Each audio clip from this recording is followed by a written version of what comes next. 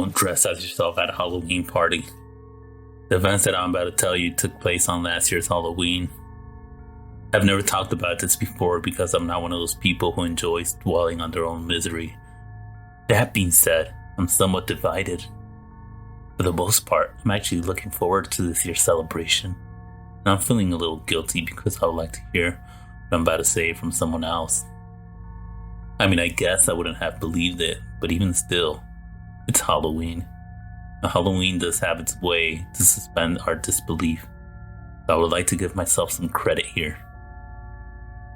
Maybe, just maybe, I would have had a second thought on my brilliant idea to dress up as myself at this fucking party.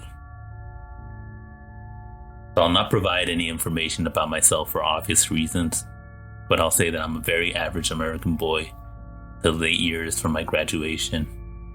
And as much as I never considered myself model material, I was in check with the gym and never had problems finding myself good company. Actually, I'm very happy not to stand out that much, because most people will pass me over without giving me a second look, and it's a huge blessing. In fact, we could have met each other at Walmart and you'll never be aware of my existence. I would also mention that I was raised in a very traditional Catholic household, which is why I used to not enjoy Halloween that much in the first place, and always felt embarrassed dressing up. I know, this is very sexist of me, and although I've outgrown a lot of my bias, I've had a hard time on that one. I used to feel like dressing up was such a girly thing to do, and I ended up being embarrassed to wear any costume or makeup, which is why I always dressed up as myself to any party where a costume was mandatory. Yes, I know, there's nothing clever about it, and it's not really a costume, but I used to just dumb it out. I'm a guy and I'm somewhat used to people giving me that look for 15 minutes or so, before they move on and go back to their business. So I walked away with it for years, and it never occurred to me that this could have been a real problem, until it was. So I used to love to hang out with my friends, and mostly of all, I just couldn't say no to a good booze. So I actually enjoyed attending Halloween parties and always show up dressed as myself to any occasion where I managed to be invited. At that time, I was dating this hot babe from uni that I would call Jay, because like I said, I'll not hand over any information that might lead to my real identity. She was really sweet and super hot, so it's not a surprise that everyone just loved her, which is why she always gets an invitation to the best parties around campus. So when she called me to invite me to last year's Halloween party, I was up to game and just wore my regular costume, which is no costume, as usual. She texted me the address and we arranged to meet at the party. I was somewhat relieved by that because that way I could have just spared myself against any costume intervention that she might have attempted and just denied giving her any pic of me by the pretext that I wanted to surprise her with my cleverness. Well, saying that she didn't like my outfit would have been a massive understatement. She obviously put a lot of work on her angel's attire, did her makeup and her hair to match her costume, and I could tell, even if not being my thing, that she puts a lot of hard work on her look. Well, I basically picked my favorite t-shirt and a comfortable pair of jeans and called it a day. So I was super underdressed. But even so, I didn't expect her to feel so offended by what she described as a complete lack of etiquette, and for me embarrassing her in front of everyone like that, while the other couples coordinate their costumes and follow the only rule that the host imposed. So I stand for the fact that it was a clever idea and we got into an argument. I mean, it was just an excuse at first, but I already had a couple of beers and I was unwilling to let it go. So instead of apologizing and moving on, I kept my instance more than I should have, and it was too late to cut it loose. However, she was smarter than that and saw right through my lies, which made me make up more facts, which was not a good idea at all. I told her that I was, in fact, looking forward to a costume contest because I believed that I had a serious chance to win. She laughed at me and I felt very humiliated. At this point, I should have called it a day and gone straight to my home, but I didn't. I'm not sure if it was the urge to make my date believe in my honesty, or if I was just upset that I joined the row and waited for my turn in front of all those strangers clearly invested in presenting the best outfit that they're capable of. There's this guy right in front of me. He was wearing a red carnival mask, decorated with a delicate brocade that matches all the voluminous ruffle layers of black fabric wrapped around his neck. He was matching with some sort of Prince Pexky structured jacket, coordinated with the gold button locks and chains and a velvet cap attached to his shoulders. Everything in him was very fancy and legit, which was odd because it didn't look like a costume at all. Then there was a little girl wearing one of those handmade translucent skirts and a beautiful pair of butterfly wings wrapped around her shoulders. There were tiny white flowers on her beautiful chocolate braids, and she was carrying a handmade fairy wand that she kept waving from one side to the other, making the colorful ribbons knotted over the glitter stars on the top of the prop fly. She even had some velvet bags attached to her golden belt filled with a bright powder that she blew on the jury, and some flower petals scattered across, which was very cute. Finally, there was this party hoster, and while he was wearing a very nice Dracula costume, I found out that what was intriguing about him was his mystique figure, and not necessarily the white ink that he splattered over his face or the realistic fans that he was wearing. There was something strange on his Brody piercing green eyes. It was definitely a party that I remember. Often everyone there brought their absolute A game, so I was extremely underdressed and ashamed. Even so, I was so stubborn, and seeing Jay staring at me almost like she was waiting for me to bail out got on my nerves, so I puffed my chest high the way that my old man used to do and stood my ground until it was my turn with the jury. I must say that I regretted it as soon as I saw myself exposed in the middle of the masked guard folk, pointing, laughing, and mocking. All of them watching me in my normal regular clothes, struggling to keep my cool. But even so, there was nothing left to do besides wait for it to end quickly. But of course, it's never that simple. The host kept looking at me, and I could tell you that he was really upset. So he raised his hand, asking everyone else to stop. Look what we've got here. Oh my. You mind explaining what you're thinking about when you picked your costume, my boy? I was in shock because to me, it was pretty much a self-explanatory costume. I decided to dress as myself, sir. Dracula just looks at me with a manic smile and shakes his head as he was asking me to keep going, which I felt compelled to do. I was thinking that everyone will be a witch, a demon, or a vampire, and oh well, bad choice of word, I guess. At that point, I was about to stop and apologize, but the host just took the microphone away to reply to me. No, please, just go on, he said. Then he puts the device near me again, and I felt my voice shaking as I replied. And I thought nobody else would dress as myself. So, it looks like a good idea? Shit, it was even more dumb as I wrote it down. But things just happened to be that way. As I finished my explanation, the host started talking again. His voice was really powerful, and I felt that he actually does have some sort of accent. Although it was something almost unnoticeable until that point. Oh, that's amazing. So you figure out the best way to stand out in the crowd? Conventional choices of costumes, and you should outsmart us because no one has ever had this brilliant idea to come here dressed as themselves. And even if they do, folks, even if they do, They're not dressed for you specifically, because you're a really unique guy. Despise your very basic wardrobe. He started to apologize again, but no one heard it, and he cut me off saying, "No, don't be sorry for being clever, boy. You know what? You're absolutely right. Here, this is the prize. Take it."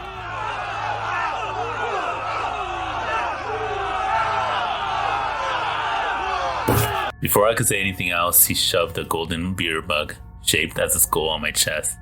The girl dressed up as a fairy started to sob heavily. And before their parents reached her, she hit me on the back with her wand, screaming that I was not even trying and that she worked so hard. Other people started to complain too, and before I could think about it, Devil with the red mask grabbed me and dragged me to the bar, where everyone else started to argue with the host. The bar was far enough that those people lost sight of me, something that made me very grateful. Then my phone started to get bombarded with new messages, all of them from Jay. He called me an asshole for ruining the contest. I was shocked because up to this day I never realized how she had it figured out. Since I never replied, she sent me a final anonymous text, wishing that I would enjoy my prize while I can. Now, saying that I was pissed off would be the understatement of the century. I was publicly humiliated. I lost my date and even got hit by a little girl. It was a hell of a night so far. Did have a gold beer mug though, and I decided to follow Jade's advice just for the mockery. But I was suffering, and I was in need of good company. At that party, it was unlikely that I would have found anyone else that would be willing to drink with me. Honestly, I barely remember anything about that talk aside from a few lines. First, he complimented me for winning and told me that my idea isn't that bad. In fact, he told me that I was really bold and took the hate like a champion. Not much later, he ordered me a special drink, and then the alcohol hit, and everything else was a blur. At some point, I started to feel pins and needles over my arms and legs, and my neck started to itch, and I got nauseated and lightheaded. I left the party with my beloved mug, walking because it was not too far from my rented home. I guess I got that unsettling feeling that someone was following me. But I'm not sure if it actually happened, or if I just imagined this part because of what happened later. Anyway, finally arrived home and crashed on my bed without even bothering to take a bath or change my clothes. I fell asleep and woke up in the middle of the night, feeling feverish and weak. Couldn't move my body, and the itch sensation spread across my whole entire body. I could barely breathe and felt my hands and feet swollen. Then I passed out and woke up again just to notice that I felt even worse. As much as I could have liked to ask for help, I couldn't move my mouth, and the only sound that I was capable of performing was a low, hoarse moan. Things started to escalate fast after that. I woke up a few more times, but the time that I was capable of remaining conscious was lowered by a few minutes each time. I noticed that I was soaked in sweat. I could barely breathe, and what's worse, my whole body felt pulsing. The feeling was very similar to the one that you have when you accidentally get pricked by a thorn, but it's happening everywhere. There was severe pain, heat waves, and my nose started to drip pus. Then it happened, with my eyes too, and I noticed to my horror that my vision was totally blurred. It was clear as day outside my window, but I could only see some fogged, undescribable figures. One of those figures started to look like a human shape that got near me, but after I was able to see who it was, my conscience faded again to my dreamless sleep. At that point, I was completely terrified, and I was certain that I would not be able to make it, either because of this odd disease or by the actions of that person. Sometimes I recall those events, and I'm pretty sure that I was truly relieved when I assumed that this invader would kill me. I think that I felt some cold, sharp instrument cutting through my skin, mainly in my neck, and I feel something hot and thick running down my body. But again, it could just be my mind playing tricks on me, because I'm almost certain that I would have been incapable of actually feeling any of those things at this point. For the last time I fell asleep. Are you scared of the Illuminati? When I woke up, I was feeling better. My skin was feeling a little weird though, as if I was wearing a rubber suit or something like that. In fact, I could barely feel my clothes over my body. It was highly insensitive and caused me concern. As soon as I realized that I was able to get up, I did it, and I walked straight to my bathroom mirror to check myself out. What I saw was just the good old me. The party outfit was wet, dirty, and tinted by a foul-smelling brown substance that made me want to puke. So I stripped it down and kicked it to the curb. I bathed myself and I started to worry again. And I realized the numbness did not change at all. I could barely feel the heatness of the water falling over my skin, as if I was covered by a protective coat or something like that.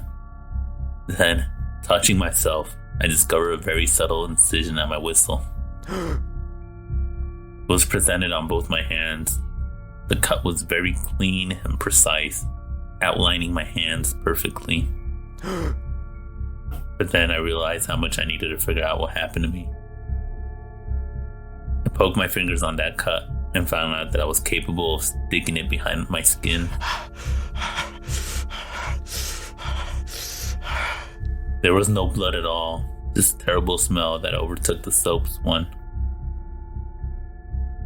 Pulled it and my skin just went off like a glove, relieving all the muscles behind it. But instead of it being reddish and vivid in color as one would expect, it was very dark brown. I removed the skin of my other hand and was capable of feeling the texture of what was beneath. It was like I was touching a high-textured leather, following the pattern of a muscular fiber, tendons, and veins. At that point, I was desperately wanting to cry, but there were no tears. In fact, I realized that I wasn't blinking at all. So I ran to the mirror again, and noticed another incision on my neck. I pulled it off, and it went off like a latex mask, revealing my muscular, horrible face. As you might have guessed, the same happened to my whole body, and I just stripped myself out of my skin, and I started to feel the world around me again. I don't know what has happened to me, but I've turned into a terrible monster. At that point, I checked my phone again, and there were several texts from my friends and my parents, concerned about me disappearing from the face of the world for 3 whole days. For hours, I went through it over and over again, and I wished to die. But I would never do something like that because my parents believe that it is the ultimate sin, and I don't want to go to hell. I was hungry. There's nothing to eat at my home, so I tried something very stupid. I went all the way to the bathroom, took my hand skin, and tried to wear it. Surprisingly, it fits perfectly well, and I decided to wear the rest of me. Looking directly to my reflection, it was very easy enough to catch that there was something really off with my face. My eyelids didn't work anymore, and it was odd and unsettling, as it should be. But if people didn't glare at me for way too long, they would not figure it out. I asked for a pizza and tested my impression. The delivery man never realized anything was wrong, so I decided that I might be capable of keeping it under wraps and try to live my life up to some extent. Of course, sex is out of the table. My lips didn't work as well, but some people just wear masks due to the pandemic. That one's actually easy to hide. I bought a pair of sunglasses and changed my major to EAD and started to work remotely. Life isn't good at all, but I deeply dislike dressing up and wearing a costume, even if it was my own skin. In fact, it's deeply uncomfortable to do so, and I could barely feel anything with it. There was a point where my skin started to smell very badly, and I found out that it was infested with yeast. So I went online and did some research on sites dedicated to taxidermy when I learned how to properly clean it and preserve it. Because I can't even imagine how screwed up it would be if I lost it by any reason. After a year, I'm way more used to it than I was at the beginning, and I'm just trying to cope with it, which I find hard, but not impossible to do. I dug up some information and tried to figure out how it all happened to me. I could never find any information regarding Jay or anything out of the ordinary with the party host. I don't know if my mug was cursed, if I was hexed by a witch, or if it was a devil's deed as my parents would believe it if I were to tell them that. Hell, there are even those days that I even thought that the little fairy that hit me could actually be magical. Then I think that I have lost my mind. It must be a virus or something like that. I'm not sure, but I'm not contagious actually. But what really brings me joy and peace to my day is the fact that in a few days, I'll be able to attend another Halloween party. Halloween is just around the corner and I could finally be myself. After those stupid costumes 365 days a year. Well, not really, but even so, every time I talk with a human being or leave my home in this time frame, and I'm pretty sure that I'll win the best costume contest 2 years in a row with the same concept that I did in the past. But with all the controversy, I guess I'm trying to see the silver line here. But honestly, I'm devastated. And I want the same thing that happened to me to happen to somebody else. So please, for goodness sake, don't dress as yourself at a Halloween party.